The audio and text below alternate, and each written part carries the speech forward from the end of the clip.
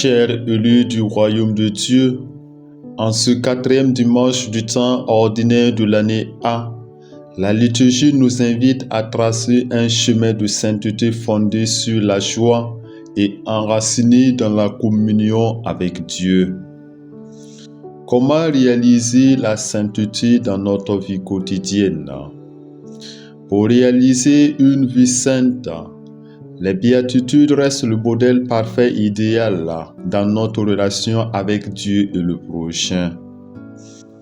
Si le Christ proclame solennellement les béatitudes, c'est pour faire apparaître une réalité cachée que le monde ne peut connaître, la manifestation de l'amour de Dieu.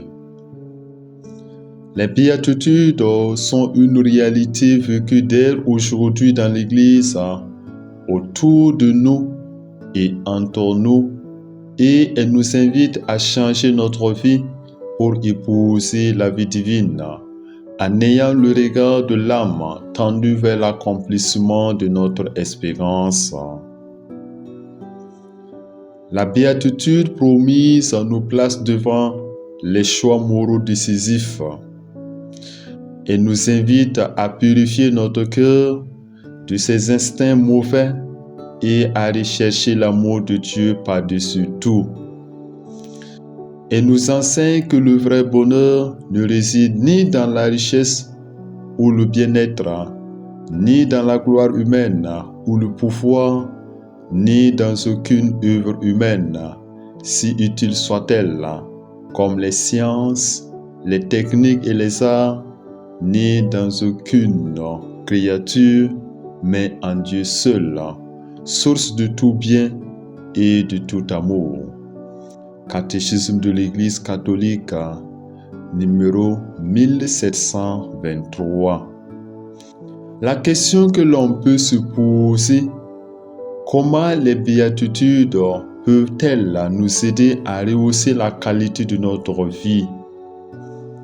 Dans notre vie de foi, nous pourrons essayer d'avoir un cœur semblable à celui du Christ en choisissant de mettre en œuvre les béatitudes et les commandements de Dieu.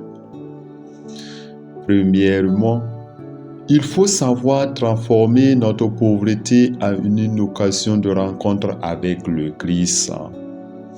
Être pauvre de cœur, c'est vivre dans la dépendance confiante envers Dieu. Deuxièmement, les gens doivent renoncer à la violence en face de l'injustice et à transformer le ressentiment en amour. L'amour n'appartient pas à ceux et celles qui s'imposent par la force, mais à ceux et celles qui aiment.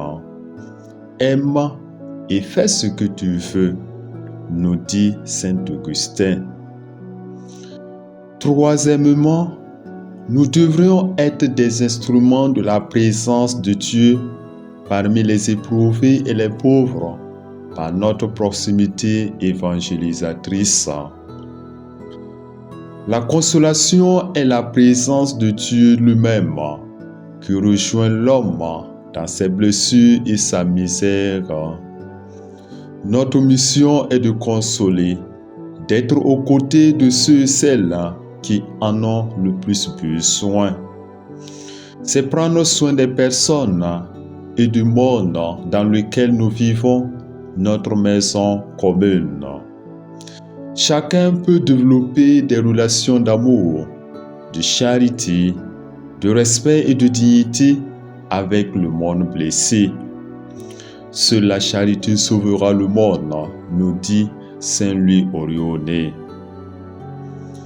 Quatrièmement, notre mission en tant que disciples de Jésus consiste à construire un monde de justice conforme au projet de Dieu. La justice concerne la fidélité à Dieu, le respect de la dignité humaine et la vérité du cœur. Cinquièmement, la vie humaine doit être un reflet de la bonté de Dieu par la parole et l'acte. Celui qui se sait aimer et pardonner devient capable de pardonner sans calcul et sans limite. Le pardon ouvre le cœur à la miséricorde de Dieu. Sixièmement, la pureté du cœur s'applique à toutes les dimensions de la vie humaine. Être pur, c'est avoir les mains propres, être droit, honnête et cohérent dans la gestion du bien commun. Septièmement, les artisans de paix travaillent activement à la réconciliation, souvent au prix de leur vie. La paix est à la fois un don de Dieu et un effort conjugué des hommes. Huitièmement, le Christ nous enseigne d'intégrer les épreuves dans notre vie de foi.